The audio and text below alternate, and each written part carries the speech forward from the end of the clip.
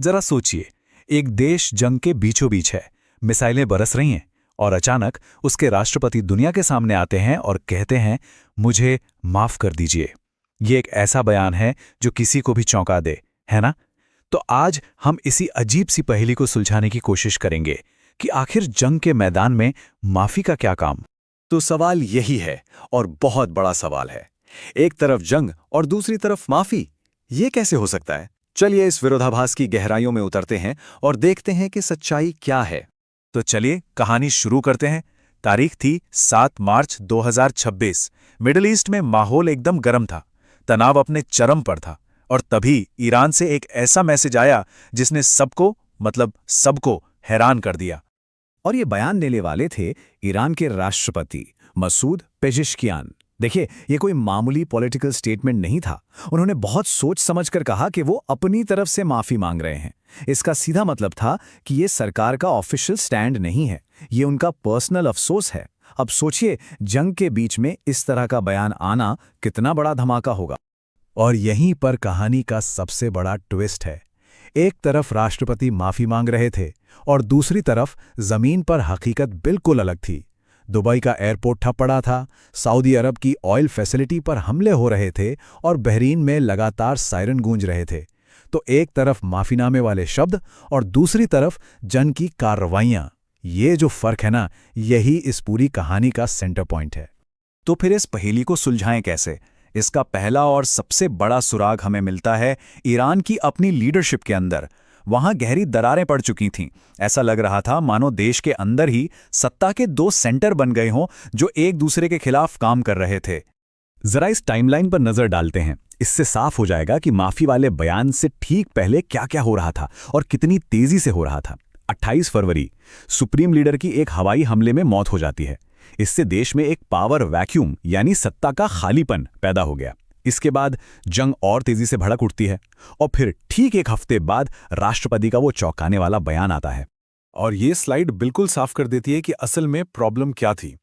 एक तरफ थी पॉलिटिकल लीडरशिप जो शांति और बातचीत की कोशिश कर रही थी, और दूसरी तरफ रेवोल्यूशनरी गार्ड, एक बहुत ही पावरफुल फोर्स जो अब किसी के कंट्रोल में नहीं थी और अपनी मर्जी से हमले कर रही थी। तो हो क्या रहा था? देश के अंदर ही दो ताकतें थीं जो बिल्कुल उल्टी दिशा में देश को खींच रही थीं।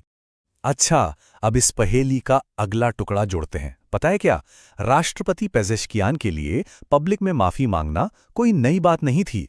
असल में ये उनकी पॉलिटिकल स्ट्रैटेजी, उनकी रणनीति का एक हिस्सा था। हाँ, ये पहली बार नहीं था कि इस लीडर ने किसी बड़े संकट के समय माफी का कार्ड खेला हो। अगर उनके पुराने रिकॉर्ड को देखें ना, तो एक साफ पैटर्न नजर आता है। जब भी कोई बड़ी मुसीबत आती, वो माफी को एक टूल की तरह इस्तेमाल करते थे। कभी लोगों का गुस्सा शांत करने के लिए, तो कभी दुनिया के सामने एक सॉफ्ट इमेज बनाने के लिए। जैसे जनवरी 2020 की वो घटना याद है, जब ईरानी सेना से गलती से एक यूक्रेनी पैसेंजर प्लेन को मार गिराया गया था। पहले तो कई दिनों तक वो इनकार करते रहे, लेकिन जब देश के अंदर और बाहर से प्रेशर बहुत ज्यादा बढ़ गया, तो आखिरकार उन्होंने माना कि ये एक अक्षम्य गलती थी। ये शायद पहली बार था जब ये स्ट्रैटेजी इतने बड़े लेवल पर दिखी। और फिर अभी हाल ही में फरवरी 2026 में जब देश में विरोध प्रदर्शनों को बड़ी बेरहमी से दबाया गया, तो राष्ट्रपति ने फिर वही किया। उन्होंने कहा, हम लोगों के सामने शर्मिंदा हैं। तो पैटर्न बिल्कुल साफ है ना? जब भी कोई बड़ा क्राइसिस हो तो माफी मांगकर सिचुएशन को कंट्रोल करने की कोशिश करो। लेकिन इस बार बात कुछ और थी। जंग के बीच में माफी मांगना, ये दांव उल्टा पड़ गया। और ऐसा उल्टा पड़ा कि ईरान के अंदर और बाहर दोनों जगह एक जबरदस्त पॉलिटिकल तूफान खड़ा हो गया। सबसे पहले तो ईरान की संसद में जो कट्टरपंथी थे वो भड़क गए। उन्होंने इसे अपमानजनक कहा। उनका मानना था कि ये देश की कमजोरी दिखाता है कि भाई जंग के टाइम पर ऐसे बयान दोगे तो दुश्मन का ही हौसला बढ़ेगा। और सिर्फ कट्टरपंथी ही नहीं, ईरान के बड़े बड़े नेताओं में भी कंफ्यूजन फैल गया। एक पूर्व मंत्री ने तो यहां तक कह दिया कि इस एक बयान ने जंग को लेकर देश का पूरा मैसेज ही बिगाड़ दिया है। मतलब अब किसी को समझ ही नहीं आ रहा था कि कौन लड़ रहा है और कौन माफी मांग रहा है। और दुनिया में क्या हुआ? खासतौर पर अमेरिका ने इस मौके का पूरा फायदा उठाया। राष्ट्रपति ट्रंप ने फौरन ऐलान कर दिया कि ईरान ने तो सरेंडर कर दिया है, उसने हार मान ली है, और बस इसी बहाने उन्होंने ईरान पर प्रेशर और ज्यादा बढ़ा दिया। तो चलिए अब सारे टुकड़ों को जोड़कर पूरी तस्वीर देखते हैं। ये साफ है कि ये कोई मामूली बयान नहीं था। ये एक बहुत ही कैलकुलेटेड और बहुत ही रिस्की पॉलिटिकल दांव था। तो सवाल ये है कि इस हाई स्टेक्स गैम्बल का, इस बड़े जुए का असली मतलब क्या था? देखिए, इस माफी के कई मतलब हो सकते हैं। क्या ये सच में खाड़ी देशों के साथ टेंशन कम करने की एक ईमानदार कोशिश थी, या फिर ये दुनिया को दिखाने का एक तरीका था कि देखो मेरा अपनी सेना पर कोई कंट्रोल नहीं है? या हो सकता है ये रिवॉल्यूशनरी गार्ड के लिए एक अंदरूनी मैसेज हो, या फिर ये सब कुछ बस एक टूटे हुए देश को संभालने की एक बेताब कोशिश थी। हर एंगल से देखें तो ये एक बहुत बड़ा जुआ था। और यहीं पर हम इस कहानी के सबसे बड़े और आखिरी सवाल पर पहुंचते हैं।